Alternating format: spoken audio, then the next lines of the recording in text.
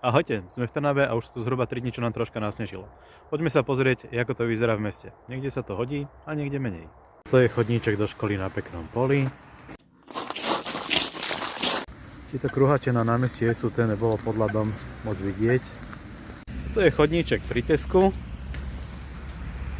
A na druhej strane máme krásne postretý cyklochodníček, akorát, že tu chýba prechod ešte. Teraz sa šmíkam na chodníčku pri Kauflande a možno bude troška rozumnejšie prejsť na cyklochodníček.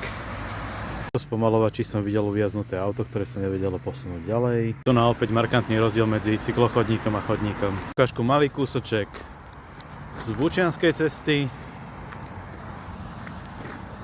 Toto je do strme. Tu som sa ako dieťa sánkoval.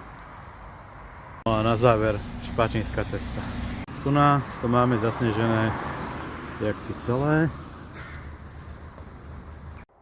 Áno, sem sa to hodí.